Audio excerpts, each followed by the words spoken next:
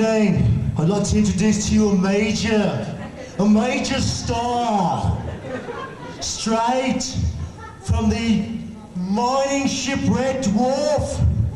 I'd like to introduce you to Kristine. Ladies and gentlemen, Robrt Llwellyn. Thank you. Thank you. Very kindly, very kindly. Just going to make a quick announcement. This is just to tell you that Gareth Thomas will be signing autographs at 6:45 in room D12. That's just so that you know. But we don't want you to go there because we want you to stay here. So, now I want to introduce you to what is known in theatrical and artistic and TV circles as a major diva. Not just an actor, not just a personality, but a diva. A person whose reputation spreads before him like a stain. For thousands of miles. Ladies and gentlemen, please put your hands together for Mr. Craig Charles. Oh, yes, yes! Mad dog!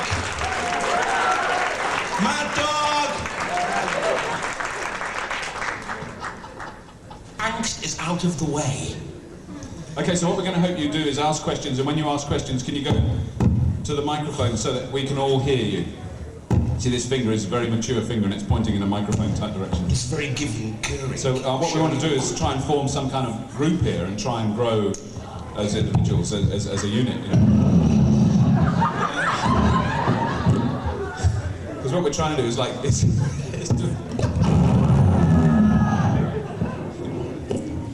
It's a good thing that you put it back in. Look, you listen to this. Listen.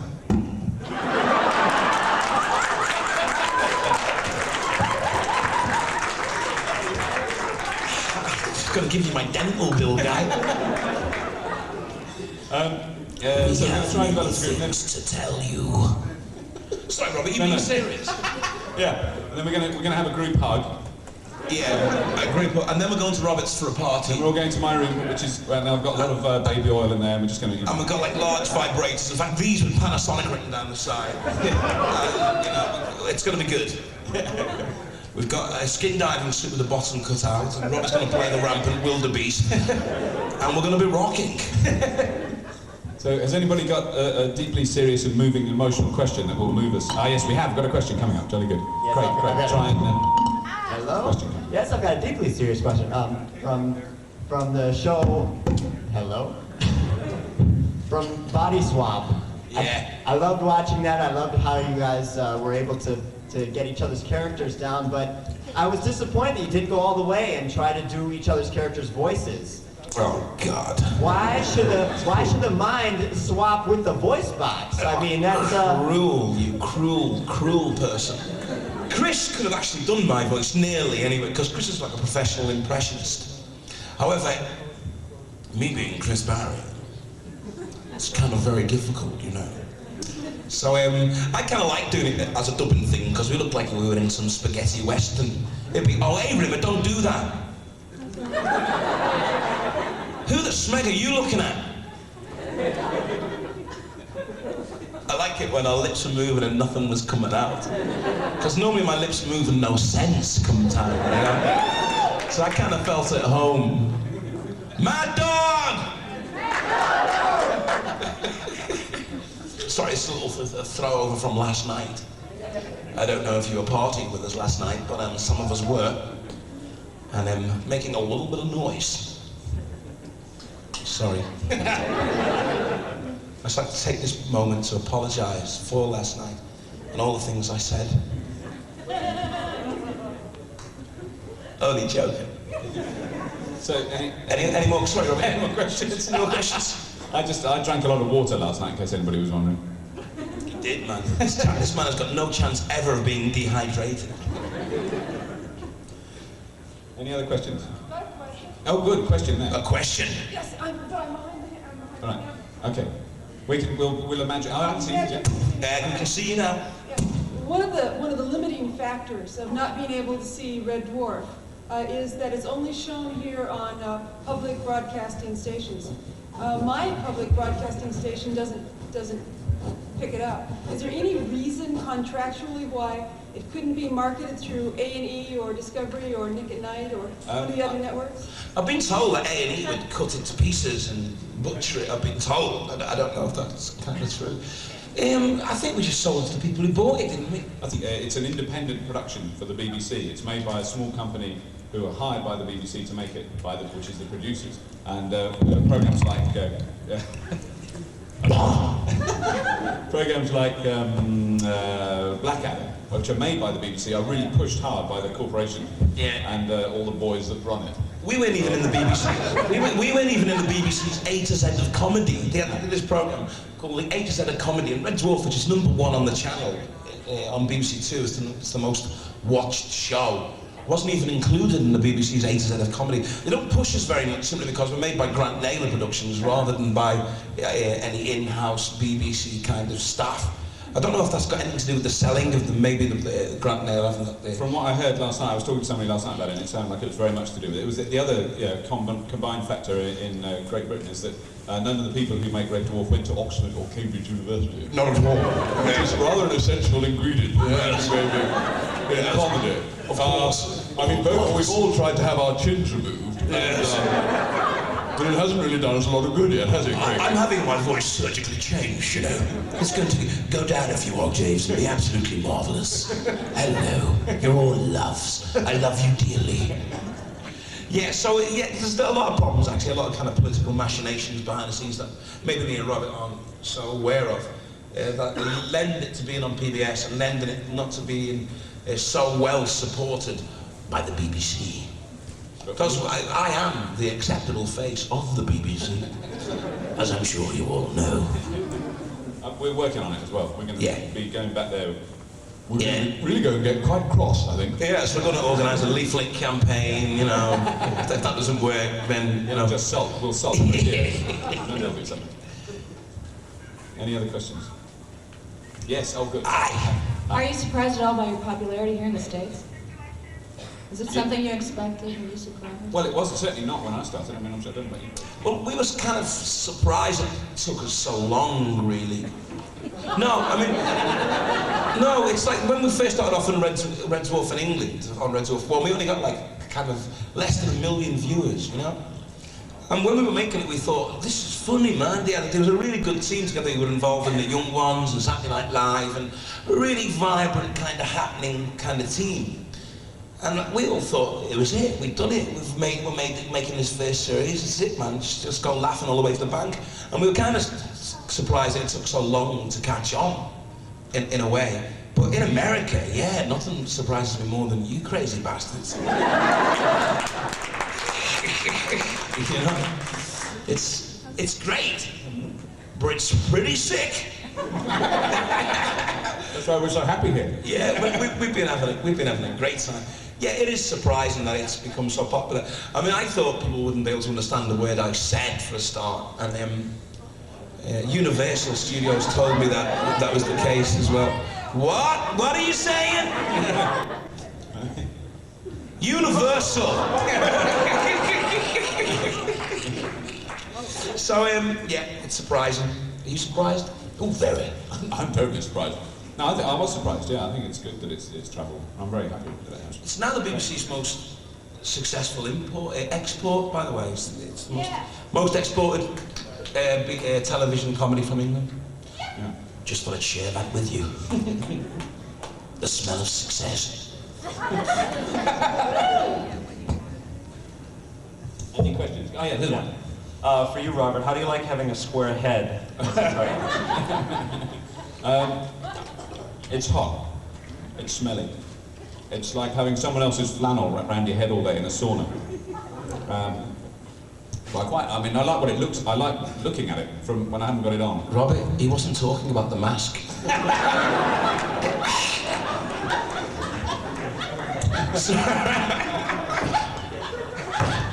Touche. Yeah, it's good having a square head, I've got these special lobes in my brain here and here that a lot of people don't have. They're very nice. Very nice. Marvellous. Good American accent, too, by the way. Was that your idea? That robots should talk in an unctuous American accent? Yeah, it was my idea, but it was like, it came out of a long discussion about, we sort of went all around the world sort of trying to find one that worked. That's very kind of you to say that. I mean, when I hear it now, it sounds, I can hear all sorts of flat vowels and things that don't quite work, but to me, but I mean, I don't know, I'm sure, you know, well, thank you. I tried to convince someone yesterday that I was from Omaha. I wasn't from England, and I lasted about a sentence and a half, and then he saw through it. However, I thought Robert's accent was supposed to be Canadian. Well, it is supposed to be. I mean, yeah, it was my idea of Canadian, really, more. It was, there's this guy in England that I don't know, I mean, he's a Canadian guy called, Craig, you've got a memory? No, the presenter with the glasses. Canadian guy, what's his name? One with the glasses? Yeah. Canadian guy. Canadian guy. Presenter. Well, he's got a, you know, he says, he does a... Never heard of him. Yeah, you know, he goes like that, I mean, just roll. Oh, the guy does Through the Keyhole. That's right, Through the Keyhole. Don't know, never seen it. Yeah, but there's this Canadian guy who almost, I think he puts it on because he knows it works, and he goes, "Hello, this evening we're going to go through the keyhole," and that, and he sort of, Yeah. he does. No, he does for real, and he's a kind of, he's an influence. Yeah. Yeah. Question. Hi, Autumn here. Hi. Today was the first time I got to see the show and actually be able to see the picture and hear the words. So my question is, what are the words to the theme song? It's cold outside, there's no kind of atmosphere, I'm all alone, more or less. I want to fly far away from here. Fun, fun, fun, dum dum dum in the sun, sun, sun. Dum, dum, dum. I want to lie shipwrecked and comatose, drinking fresh mango juice. Goldfish shoals snapping at my toes. Fun, fun, fun, dum dum dum in the sun, sun, sun. Dum dum dum dum dum, dum dum dum dum dum, dum dum dum dum dum.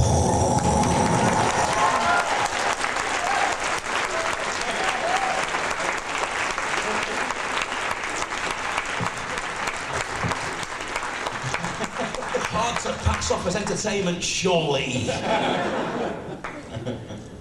You've probably been asked this question, but have you actually done the 6th season of Red Dwarf as it is in the can, or?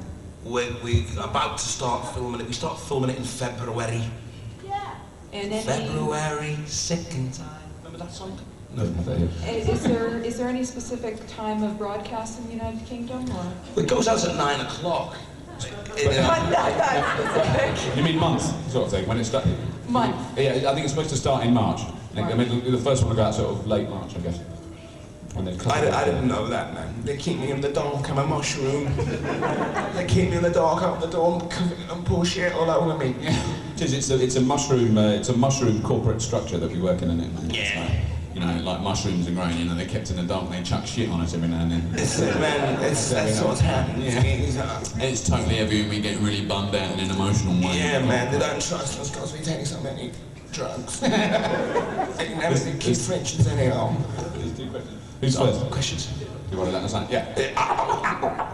This one's sort of along the same lines, and to Robert, do you have any vices, and would you like to get any?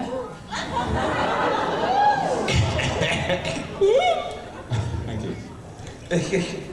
There's an Adamant song that I really related to, which was don't drink, don't smoke, what do you do?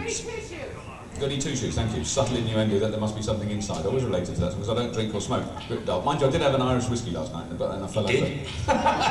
Fell flat on my face afterwards. What vices would I like? I really sort of kinky, oil-based sexual ones, I think, is really, you know, anything in that realm. I quite like sort of oil and kinky shit, weird stuff. Yeah. He always wants to be the front end of a pantomime horse. That presses my buttons. It's just comedy. Has anyone got a cigarette? There's a question here. Yes, you've probably been asked this question before, but I'm trying to find out, do you guys pull any type of pranks on Hattie, with her being the only lady on the show?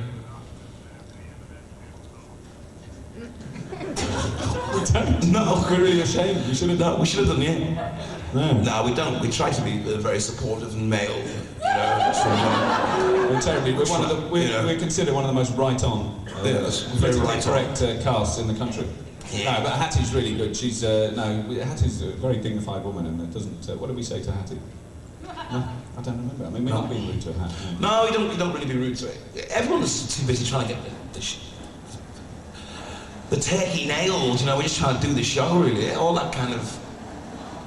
It used to be a lot more when we went to Manchester, actually, because we used to go to Manchester to film it, and we'd stay in this hotel. Might go to bed early. Yeah, and it was a nightmare. With a bottle of oil. We were barred from every hotel in the whole of Manchester. You know, in the end, there was nowhere we could actually stay to film the shoot. You know, so we used to do a lot of practical jokes then. Sorry, but now it's kind of we film it in Shepperton, and then we all go home and learn our lines and go to sleep. Really Robrt does. No, we did, because it's a really heavy schedule once we're there, you know, because we film it all in a 7-week period. So it's not a lot of time off, you know, not a lot of time for fun and frivolity, unfortunately. We do when we break down, though, when the scenes break down. Oh yeah, that's when we have fun. Because there's this thing, there's a microphone that comes in and gets in the way all the time. It's a boom mic. A boom mic, and we just it's always in the shot, and we start singing. I'm being followed by a boom shadow, boom shadow, boom shadow. We do a little. We got a little dance routine with it. All four of us standing there. We do it about 106 times every recording. Don't we? Yeah. And the poor guy's operating the booms. Sorry. Is there a question coming up? A question. Have they given any thought to a last episode, or is there anything you guys might like to do or see in the last episode? I've always had my idea that it should have been it was going to be a video game, but we did that in back to reality and tricked everybody. I don't know about a last episode really. It's probably going to be that it's just like a normal episode, you know, and. See, the show's unlikely to break down once it's in production, you know? It's a case of, it'd only break down in between productions once contracts and things like that couldn't be kind of ironed out. So the last show will probably be just like a normal show, you know? Because I say, when you're in production, you never break down, do you? It's not like, it's a case of once the production's finished and they're trying to organise, Red Dwarf 7, and we have kind of contractual demands that are not met or something, then I suppose, you know, they could always do Red Dwarf the parallel universe, though, with a different cast. I'd like them to blow Crichton's head off and then give him a new head that didn't have any square bits. That'd be good. Just some round bits, really. He's such a crybaby over those 7 weeks. Always whinging he is. I'm gonna put my mask on again. Shut up, Marsh. We get back there. Craig, you just mentioned that it takes 7 weeks to film the series. How many episodes do you do in that 7-week period? We do 6 episodes. 6 episodes. Is that a typical British series? Actually, it's not. I mean, a typical BBC series would be like 11 weeks for the 6 episodes. That's what we used to do in Red Dwarf before it became a Grant Naylor production, and we started trying to cut all these corners. It's a case of, it would be about 11 weeks normally on a television series, but like we do, 7 weeks. So it's kind of a 10 till 10 experience, you know, from 10 in the morning until 10 at night.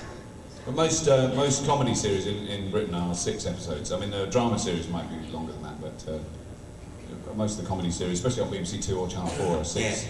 It's just like 3 hours. Some like game shows and things like that might be longer than that. They might do. Sometimes they do 6 or 13. Yeah. They don't do 12. I don't know why. That is, but yeah. Yeah. Hi guys. Hi. Hi Dan. Hi Craig. Getting a lot of communication going here. It's quite warm. It's quite warm. Sherwood Group. My name's Dan, and I'm an alcoholic. No, actually, I'm a dwarfaholic.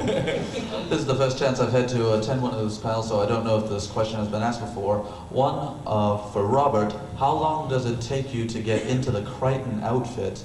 2, what does the cast do in between filming the seasons? And that's about it right now. Well, it takes me about 3 hours, 3.5 hours altogether. 2.5 hours for the mask. 2.5 to 3 hours for the mask, and then it takes about half an hour to put the costume on, because it's sort of lots of different pieces. So, and while I'm doing that, Craig's sort of bored and putting up with me whinging. Oh, Craig, I've got to put my costume on again. And then between the seasons, we just wander the streets. You know, I do a bit of sort of flashing. Yeah, he does. He oils his body up and goes out and terrorises unsuspecting females. And what do you do? Well, Robert writes books. I write books and write, and sit in a little cottage in the Cotswolds and write, and dig my garden. But he's not pretentious at all. Not at all pretentious. And, well, actually, I mix with my sort of people. Yes, very Cotswoldsy. Gloucestershire has got 250,000 people and only 7 chins. Oh, love that, you know. How do you do, Robbie? Oh, marvellous. I kind of do TV series, a thing called Cyberzone, which we just finished. And, I think that there's Screen One called Ghostwatch, which had 125,000 complaints. That was rocking. It really was good. And I've got a series going out tomorrow on BBC One at 6:10 on Sundays. Oh, wow. Thank you. Wow. So I kind of do that. Robert writes books and appears in television things. Another show I do is what I call Bottom. Yes. Which is one of the smuttiest, rudest, most violent slapstick shows that the BBC has ever produced. That's with 2 of the guys who used to be in The Young Ones, Rick Mail and Ed Edmondson, so they've done some of that. And Smith and Jones have been in a bit of Smith and Jones. Little Smith and Jonesy bits and can't remember, lots of other bits and pieces.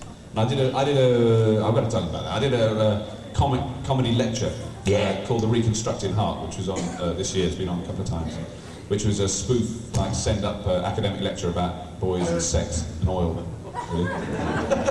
It was a guide for women to choose terribly right-on and politically correct men, like Craig and me. Why are you laughing? We are completely right on. There's a question.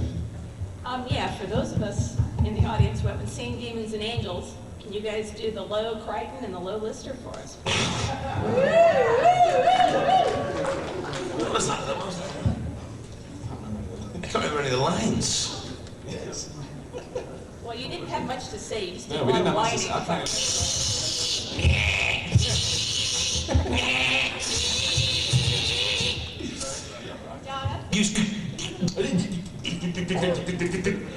whining. And we both had kind of pseudo-American accents. That's right. The ones who lust after mean English sex. Stick it in his ear. All I remember is it gave me a headache, that's really all I remember. I actually hit you on the head with a hammer in that. That's right. It wasn't a stunt hammer either, it was a real hammer. That's right. But that hurt, I remember that. Do you remember, there was another time when that's in the same episode, when I had to punch my way through a wall. Oh, do you remember that? Jesus. This man's head, I'll tell you in a minute. We had to punch my way through a wall to strangle Craig from behind. He was like supposed to be hiding, and then my fists were going to appear and strangle him. And they marked on the wall, because I couldn't see him, where to punch, you know, so it was like there and there, 2 little crosses. And it was just a plastic sheet, you know, that would explode when I hit it. So I was there and I had to punch both fists through. So we did it in action. And my fist hit what felt like a cast iron drain pipe. But actually it was the back of Craig's head. On the back of the head. And it really hurt my hand. I had a really badly bruised fist. Craig just went flying. Yeah, it smacked your hand, man. My head was like, Robert hit me! I had to go and lie down in my Winnebago for a whole afternoon. So it gave me such a bad headache afterwards. He didn't have hit me. Went flying across them. That's about, in fact, out of all the crazy things we've done, that's about the only kind of accident we've had, isn't it? I mean, which is I think accident I've had, you've had hundreds. Yeah, he does all his own stunts. I kind of do a lot of stunt kind of stuff, which sometimes ends in tears. Always mine. Yeah, I hit myself quite a lot during the film that I read Dwarf. A lot of bruises and bumps and sprays. But it's all worth it, you know. Hey, I broke my shin. So proud of this. Could have seen this. Came off my motorbike. Broke my shin. There's an actual hole in my shin now. Say hello, ho. Is it a question? I'm wondering about the actual production of the show. Do you do a lot of stuff in front of blue screen? And do you do much on-location shooting outside of the studio, or is most of it done in the studio environment? Well, we used to do a lot of on-the-location filming outside the studio, but you could always tell it was a park somewhere near Shepperton that you were actually filming in. So we kind of tried on the last series to do a lot of studio setups, a bit like the original Star Trek would do, only like more up to date, of course. So we'd sort of stay in the studio and do kind of like the one where Crichton sends his hand off to get help. Do you remember that? Well, that was like a set in the studio. It was a great set, brilliant. Looked great, but that was an actual set built in the studio, you know, which made it look like we'd arrived on this pretty eerie planet. But if we're going to go outside now, we generally like to go outside during the night when you can't see airplanes flying past, and, like, you know, Robin Reliant beeping their horns. They move out the way, you know. Double-decker bus in the background. Double-decker buses in the background. And we only do 1 week's pre-recording as well, actually, but the rest of it's taken up with. Sorry, yes, there's a question now. We all know from Doctor Who that the BBC didn't exactly get behind them and support them, which is why they're now down the tubes. Does the BBC support Red Dwarf? Well, Red Dwarf being the most... See, the thing about Doctor Who was it wasn't very well watched in England, you know? We kind of started to do Red Dwarf in a way as a piss taker, Doctor Who, really. Just, you know. Dangerous thing to say. Yeah, but it's true. You think it, I'll say it. All right. Okay. So it wasn't very well watched. What Red Dwarf is like we're the #1 rated show on the channel, you see. So although it's not well supported by the BBC, they have to tolerate us because they realise. See, the thing was when Rob and Doug took Red Dwarf to BBC London. The London people said, it's not going to work, they said. It's not going to work. There's no French windows or sofas. What you've got to do is start off on a sofa, pull out of the sofa through these French windows, and then you see you're on a spaceship. And Rob and Doug went, well, you don't have French windows and sofas in space. And I said, well, that's why it won't work, see. So then Rob and Doug went to BBC Manchester, and they loved it and hooked up on it. But now it become so popular, BBC London have been trying to poach us to make it in London. And the BBC North West have been trying to say, well, look, it's our baby. So as a kind of compromise, we make it in Shepperton with a lot of... it's in the middle of nowhere. It's in the middle of nowhere. And we make it with a lot of staff from the North West and from London. So yeah. It's kind of weird, but it's a more popular programme than Doctor Who was in England.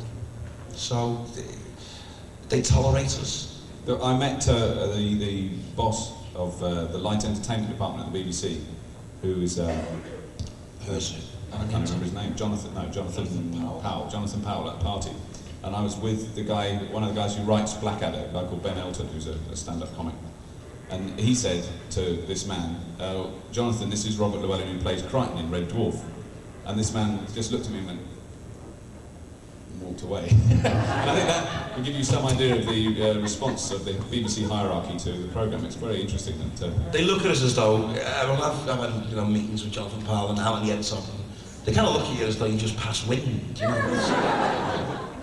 It's always like that. Oh. They go, oh, it's a very popular show, isn't it? Yes. Oh.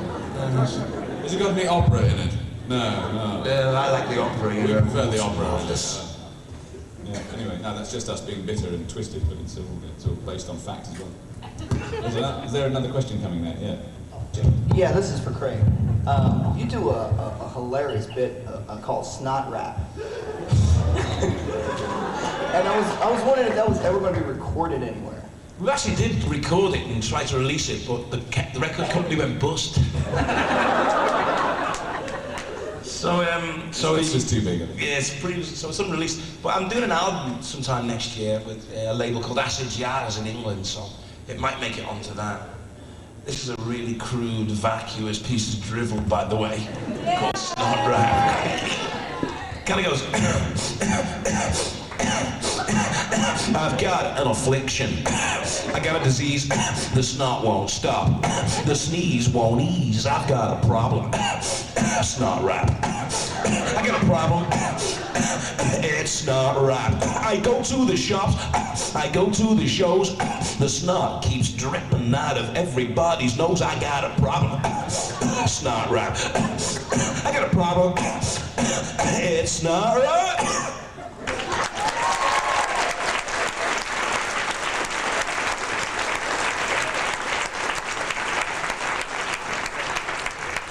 I want you all in the video.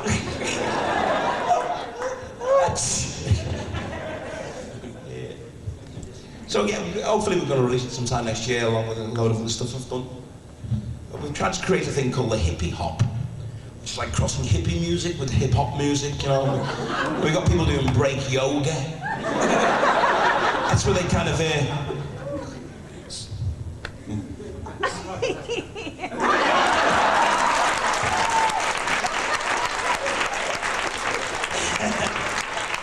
where they spin on the backs and come up the lotus and things like that, you know. Yeah. All very, very sad. There's a question coming out, I can feel it. There's a question building. It's building. It's building up. Robrt, for some reason I think as we're playing a robot with this sci-fi series thing, you must get some weird female fan mail. Are you willing to share some of that?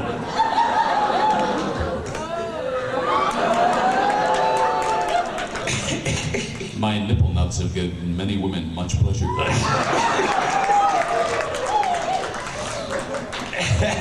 Is that the best you can do? Well, no, I think that my problem is downstairs. In the downstairs department where I've only got plastic underpants and a trademark. It's unfortunate. But the thing is, you see, people are now actually, you know, because Crichton is the actual shape of a large vibrator, and people are actually making like a vibrator the shape of Crichton now. Just to say it 2 batteries and sit on the washing machine. No, strangely enough, it's I don't get a lot. No, I think. So who gets the most on the show in terms of fan mail? Or I don't know. I don't know. We haven't counted. You know. It's not. You mean gets the most letters? I think. I know who gets the most. I'm sure we haven't. It's not that competitive, really. You know. We don't actually count them up. I've got 16 this week. I think we all get quite a reasonable number, though. You know. It's sort of, but it's not a case of I get more than you, therefore I'm better. You know, it's just. We've got 2 fans that come to every single recording, who are secretly known behind their back as the girlfriends from hell. Yeah. But they're very nice, they're very sweet. But they kind of come everywhere. And I do a morning show in London at the moment on radio. I do the Craig Charles Breakfast Show. And sometimes they're outside waiting for me. The girlfriends from hell. They're always just whenever you don't expect to see them, you know, you're just sort of doing your fly up, kind of, hi. They're always there, they're in the corridors, you know. That's it. They collect things like because I can only drink when I've got the mask on. I can't. They collect cigarette butts. They collect Craig's cigarette butts, and they collect my straws that I use to drink out of a bottle. You know, so they've got huge collections of straws and cigarette butts. Yeah. It's all paper clips as well. Don't they collect paper clips? That's another people. Some people wanted us to send them our own individual paper clips, and they collect paper clips and hair clips from people. I just remembered I've had one deeply kinky letter, but it was from a man. But he wanted to know what I wore underneath the costume, and he wanted to know if I could send him any used items of underclothing. That was me. I sent that letter. So I think that was the nearest I got from that. Is there any more questions coming up? Oh, don't be shy. Your personal favorite episodes? Right here. Yo! Oh! Your personal favorite episodes? What about yours? My personal favourite moment of humour and just amazing sort of, hysterical response was Polymorph, when I was pulling Craig's shorts off. Because it's like that thing where we'd rehearsed it 20 times, you know, and we'd you know, so we knew what we'd do. I must say, I enjoyed it tremendously. You'll bonk anything, Lister. It's the actual. We rehearsed it about 20 times, and it was really tight. But the whole scene went to pot on the night because the audience were making. We filmed in front of a live audience. The audience were making so much noise. I was shouting my lines to him, and he couldn't hear me. And we're like, right next to him. Yeah. We're doing so much. We actually had to stop because we couldn't hear ourselves thinking. The noise was just, it was painful. And I've got a quarter of a pound of rubber over my ears, you know, but I'm still getting there. It was extraordinary. So that was a good scene. It breaks down in scenes for me. I love the scene with that scene with me and Robert. I love the me and Robert scene where we did the double Polaroid scene. And I love me and Robert. I mean, I do. We kind of like working together. We do kind of some good scenes together. I love doing that smack, sweet. Do that. Go do that for me.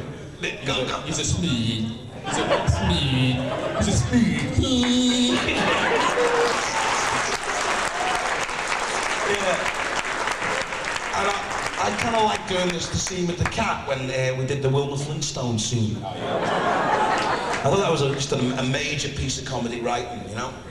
But, yeah, I like some of the scenes that me and Crichton do can be not funny sometimes. We can just, like, take the edge out and sort of, like, talk about kind of issues. I mean, there was a scene in The Inquisitor where we're kind of padlocked together and I'm, you know, telling him it's all my fault that he's gonna die because I broke his program and gave him my life and all this kind of stuff. Make me cat me pants. No, it was, you know, so we can get some kind of good emotional scenes with me and Crichton. What about favourite scenes for you anymore? Can't remember.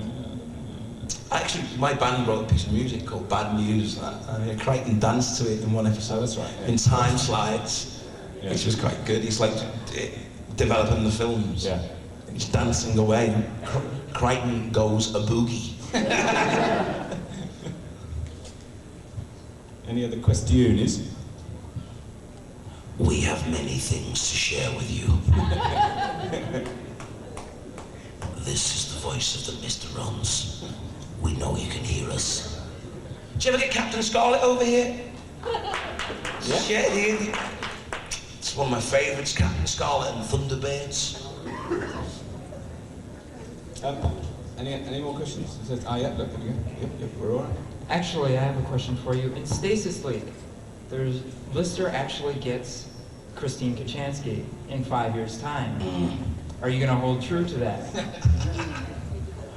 In your dreams. Yeah, I've been going down the gym every day in the hope.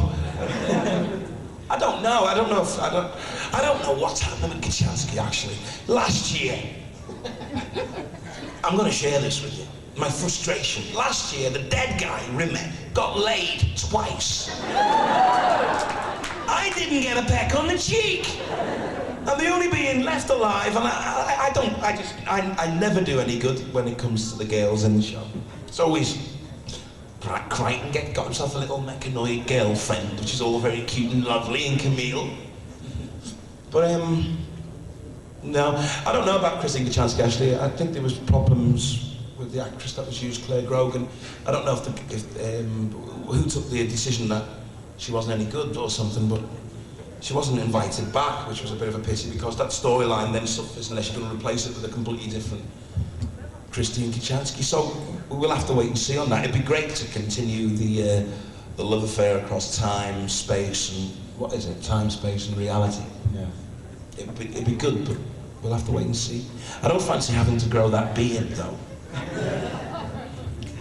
The other question I have is, how do you feel about the American version of Red Dwarf? Do you think it's a compliment or just a cheap imitation? How do I feel? Yeah. I feel really pissed off about it, you know. I thought it was like, there was a lot that went on, and I think it was like kind of really disrespectful and arrogant that the Americans could think they could make one better than, you know, the one we got. Plus I thought, oh God, it's going to cut down on my overseas sales an awful lot, you know.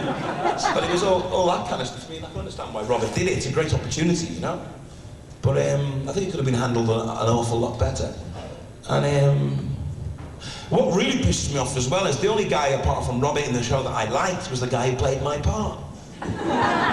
You know, so I couldn't even not like him because I thought he was quite good at it. But Yeah, I think it was ill-advised and foolhardy to go the way they went, really. But, you know, see, the thing is, it's got such a... See, I think what the guys fail to realise, Grant nailed it, is that although they are a very large part of the show, another awful large part of the show is the way that people like me and Robert and me and Chris and me and Danny work together, and the kind of chemistry between the actors and the atmosphere that we create. And you can't just create that, you know, that's an accident, that, you know, you're either lucky and the actors work well together, or you're unlucky and they don't, you know? You can't create that kind of on-screen magnetism and chemistry. It's something, you know, that takes time. That takes time. And they didn't realise that a large part of Red Dwarf is the characters in it, and the way all our different idiosyncrasies and our different personalities and the way we relate to each other, and that kind of gives Red Dwarf a little bit more magic. And I think they missed out on that a bit in the American one. I didn't think it was that well, sort of chemistry-wise. I don't think they had it. But that's no reflection on Robrt Llwellyn, who I thought did a damn fine job. Oh, that's very kind. I think he's a lovely actor, a very fine man, a warm human being, and a close friend. Thank you. It was really bad because Robert was put in a really bad situation as well, you know.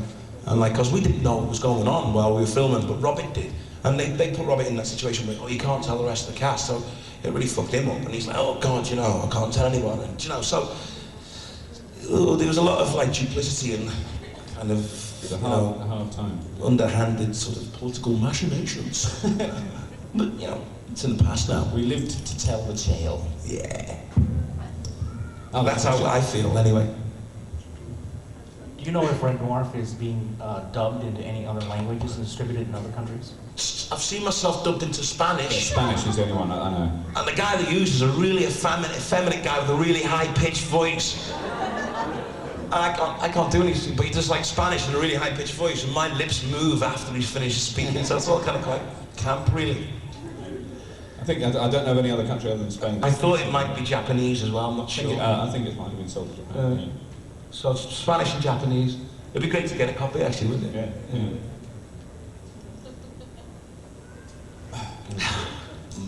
Silence. Here's a question. Is Danny as much fun in person as he is on the show? Yeah. Yeah. If anything, he's more fun. He's completely bonkers, Danny, isn't he? Danny John Jules is raving fucking mad. Yeah. He really is. He's a lovely, lovely man. It's like He's a huge walking encyclopedia of virtually, utterly useless showbiz information. He knows to the cent what a ballet dancer or an opera singer... Pavarotti. Pavarotti guy, that guy doesn't get paid in money, he gets paid in gold bullion. They just give him the keys to the bank, guy.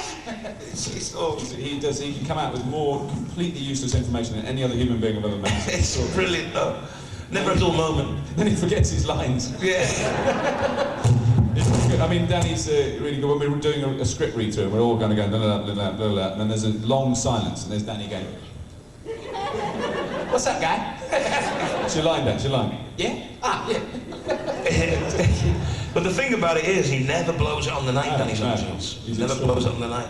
But he's hell to rehearse with. But very funny. He's hell to rehearse with. But on the night, he just... See, the way the script is devised in a lot of ways, like me and Crichton or me and Rimmer will do the bulk of the work, you know. Then the cat will just come surfing in, hit it with a big woofer, and get off again, steal the scene, you know. It's like... He does no work, gets all the glory, and comes right off. It's just like... Yeah, he's good to work with. He's completely raving mad, though.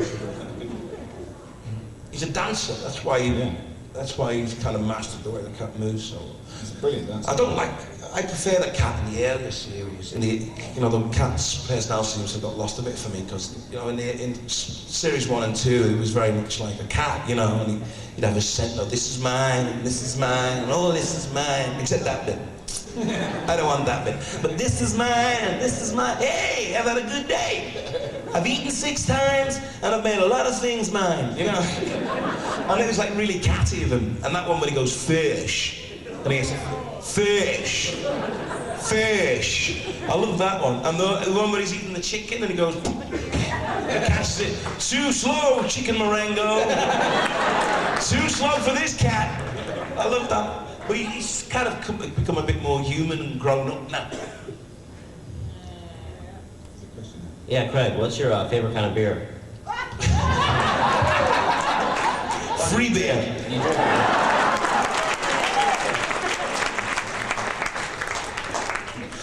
I haven't got one, really. I'm a whiskey drinker more. Just sharing that with you, you know. But yeah, I'll drink anything, geezer, once it gets to half past 10. I'm all right. It didn't do Keith Richards anymore. Oh, another question. Have you read the scripts yet for Red Dwarf 6? We heard this rumor that Sylvester McCoy and Sophie Elliott were going to be making appearances in Red Dwarf 6. No, nothing to that? Yeah, definitely. They signed up, I know. Yeah, definitely. Yeah. Nah, I doubt if they are going to be in it. She's nice, Sophie, though, isn't she? Yeah, she's really nice. I actually did a convention with them in Indianapolis with Sophie and Sylvester. It was good fun. Oh, I haven't heard anything about that, Craig. What happened there? Hey. It's interesting. No one's mentioned Craig being in Indianapolis to me more than, 80 times today and 107 times yesterday. We turned the city, one of the most boring cities in the world, into a 24-hour rock zone. I had a really good time. I got kicked out of a nightclub as well. There's a question here. My friend asked me to ask you, she didn't want to ask in person, would you sing tongue-tied? When I saw you for the first time, my heart began to quiver. Thanks. And I got a funny feeling in my kidneys and my liver.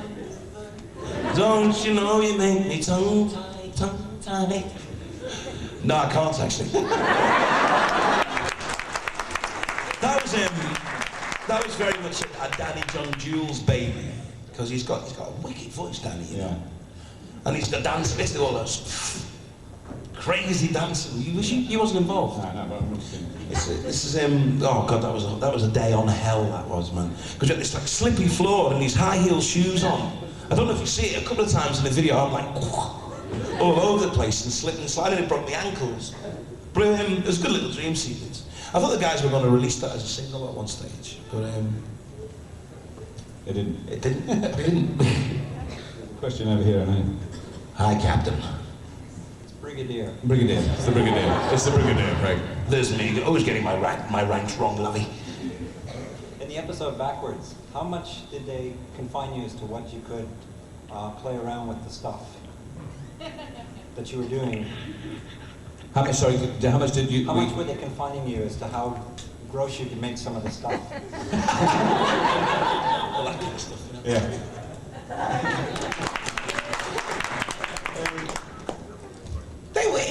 We were confined by the script, of course, but you know, we just tried to see what we could get away with and how, you know, there are some flaws in the story itself, the way that we can keep changing the way we either go through time or go backwards. So there are some kind of flaws in it, but there were points we reached when we were making that where, you know, everyone would know the logic of it, wouldn't they? But everybody walking. No, what happens? You see, if you've already eaten the pie and then you've been sick and then you've been smashed in the face by a wait, you go into the pub and you've been beaten up. So no. Yeah. So anyway, we come to the pub and we're being beaten up, and there were 70 people walking around all saying this, and we were just in the middle going, "What?" I don't know.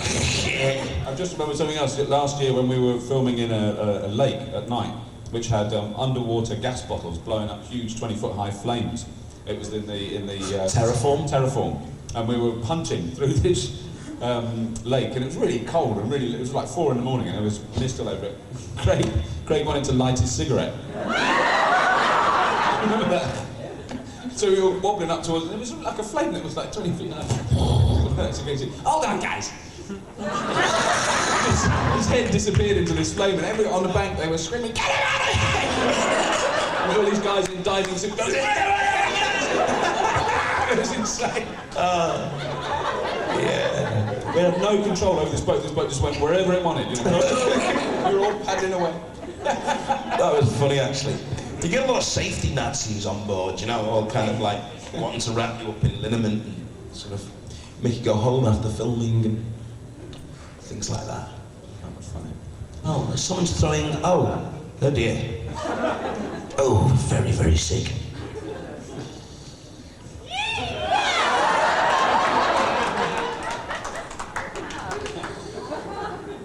They've been won. Thank you for sharing these with me, Llwellyn.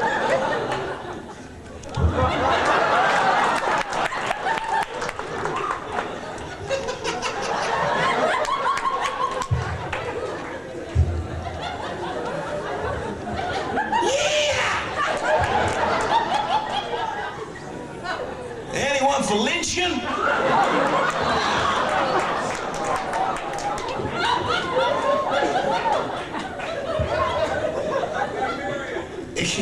Visual humour. Humour, not the right word, surely. Hey, give my regards to your launderer.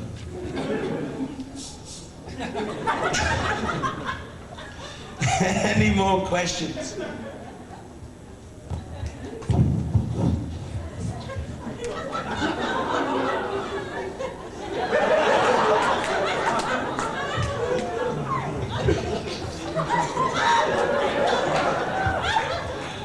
Oh dear, it's all very sick.